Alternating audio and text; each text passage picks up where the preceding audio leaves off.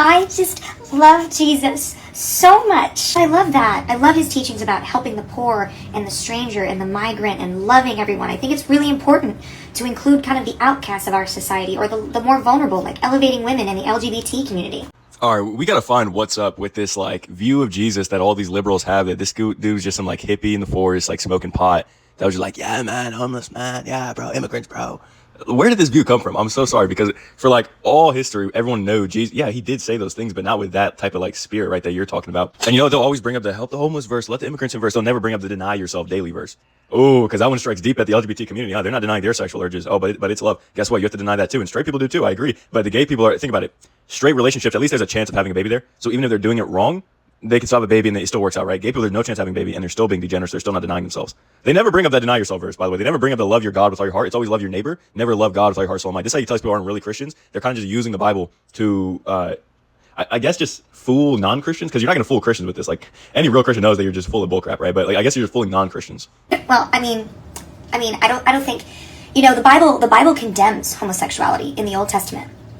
So maybe we're not supposed to love those people. And what did Jesus have to say about that?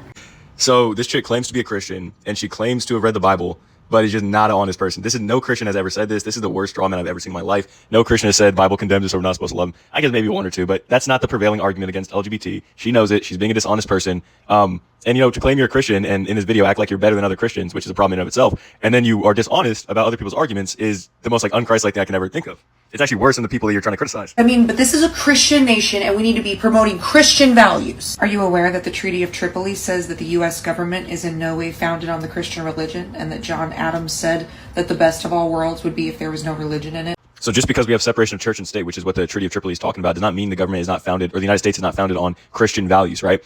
Freedom, liberty, faith. I mean, we literally have God on our money. You know, in God we trust. Like we and I know that, that doesn't mean anything. We have in our Constitution, who gives us these rights? Is it the government that gives us these rights? Is it ourselves? Is it nature? No, it's our Creator. So it was very clearly established that the founding fathers believed in God, and John Adams, who you're talking about, also believed in God. So he was Unitarian, though. So that's why he said that thing about religion, because he believed that all ways are to God, which is not true, but you know, at least he did believe in God. All the founding fathers believed in God.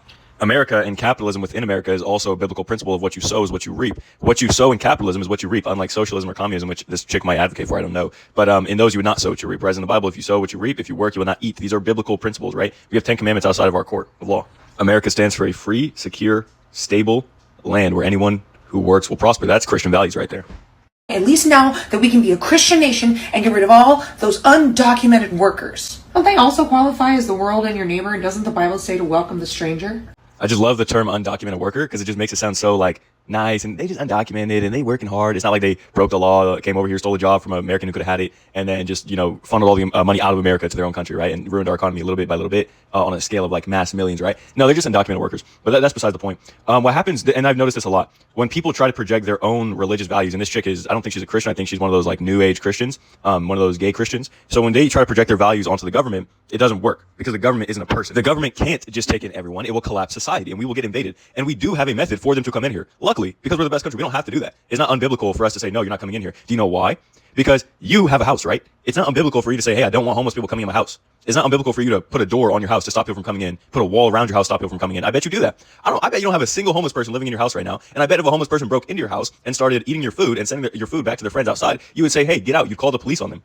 But I thought you're supposed to welcome the stranger. You are, but not in that way. There's ways to do it that makes sense. And you know, that's really the main problem with these type of Christians. It's all emotions for them, right? And emotions are evil. They're from the devil, but it's all really just emotional for them. There's no logic in it, because God is logic, right? But they don't think about these things logically. Like if we just opened up the border, we get rampage, our economy would go to shit, and we wouldn't have a country anymore. Well, it's just really just, oh, poor immigrants, bro. Let's just destroy our country for them. Like, it's just an emotional argument. This is part of the reason the Bible says women are not to be pastors, because they just get in their emotions. They're dishonest like this chick is. They're not able to just stay like logical about things. They're not able to just stay like looking at common sense, right? They just can't do that. Now, to give this chick credit, it's not just the liberal Christians who don't have common sense like this, right? There's normal conservative Christians who want this to be like a Christian-only state. And if the founding fathers could have done that, I'm sure they would have done it and made it like a Christian-run nation. The only thing is, common sense would dictate that who determines what a Christian is, right? Which church is going to be in charge? If we're going to go off of just pure populace, it would have to be the Protestants. But then there's so many different Protestants that the government would be like disbanded. So you see, the government was created with common sense in mind, and not your religious ideals, okay? Because the government is not a religious figure. The government is the government. And so we need common sense to make it run. You can't have, I am filled with the love of God. Oh yeah, here's how you're really going to destroy those Christians, man. You're going to set up a camera and talk to yourself and strawman the absolute heaven hell out of the Christian's argument. and make them just go crazy and wild and I want to beat you up. And you're just a calm, collected. I'm the Sigma, bro. I'm just calm and collected, right? Yeah, these Christians are out of their mind. Like, what is this, bro? Such dishonesty, such like just nastiness. I've never seen such a like a nefarious woman in my life, bro. This is crazy.